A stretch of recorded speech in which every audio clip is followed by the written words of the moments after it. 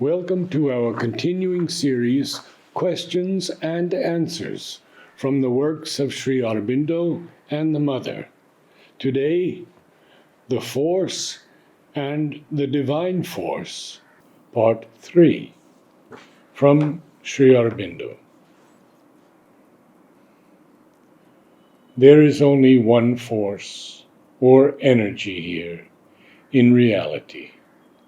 What is called the individual energy does not belong to the individual, but to the one universal power. In the one infinite energy itself, a distinction has to be made between the divine force that descends from above the mind and the inferior universal energy with all its different forms, movements, waves, and currents that come into you from outside.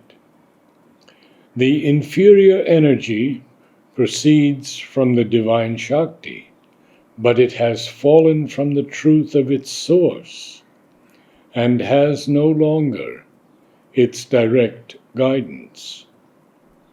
When these universal energies come into touch with the divine force, rise to meet it, and allow it to take hold of them and occupy and change them, then they are purified and uplifted and transformed and become a movement of the divine force. When they are not in touch with the divine force, not obedient to it, but act for themselves, they are unenlightened, erring, impure, mixed, and confused, powers of the ignorance. Always, therefore, keep in touch with the divine force. The best thing for you is to do that simply and allow it to do its own work. Wherever necessary, it will take hold of the inferior energies and purify them. At other times, it will empty you of them and fill you with itself.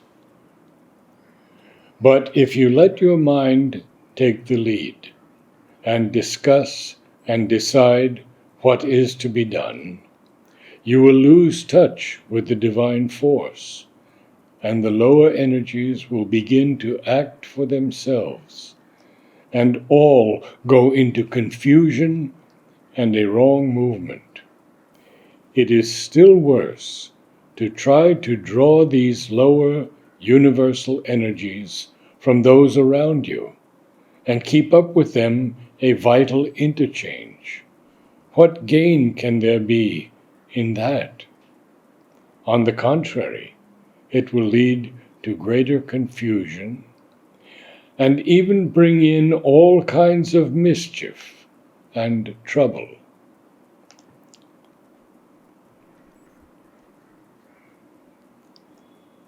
Often, the association of these universal energies with others is a mistake of your mind. Your mind is seeking always to fix them on to somebody, and often it fixes on one or another at random, or else according to old experiences which are no longer valid.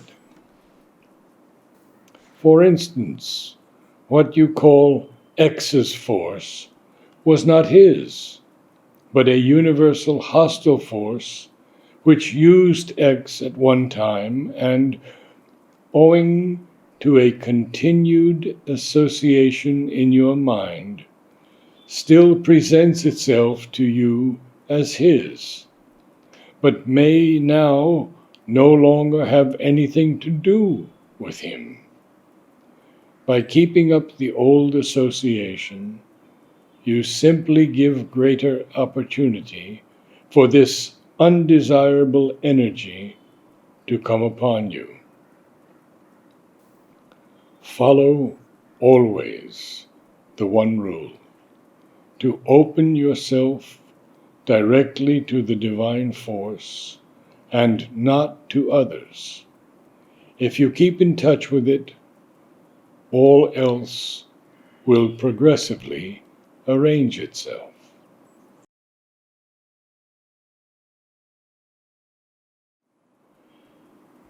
From the Mother.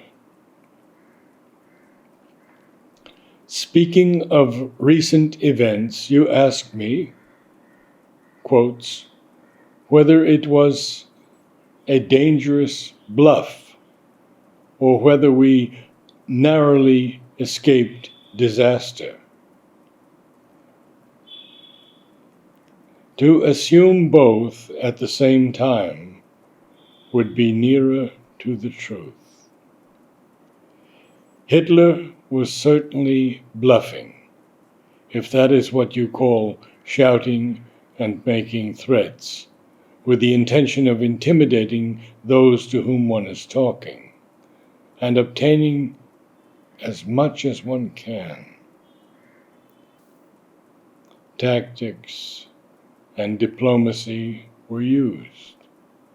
But on the other hand, behind every human will, there are forces at work whose origin is not human and which move consciously towards certain ends.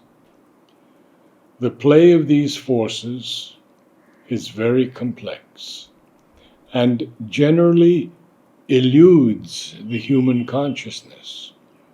But for ease of explanation and understanding, they may be divided into two main opposing tendencies: those that work for the fulfillment of the divine work upon earth, and those that are opposed to this fulfillment. The former have few conscious instruments at their disposal. It is true that in this matter, quality compensates by far for quantity. As for the anti-divine forces, they have only too many to choose from, and always they find wills which they enslave and individuals whom they turn into docile but nearly always unconscious puppets. Hitler is a choice instrument for these anti-divine forces, which want violence, upheaval, and war, for they know that these things retard and hamper the action of the divine forces. That is why disaster was very close. Even though no human government consciously wanted it. But at any cost, there was to be no war, and that is why war has been avoided for the time being.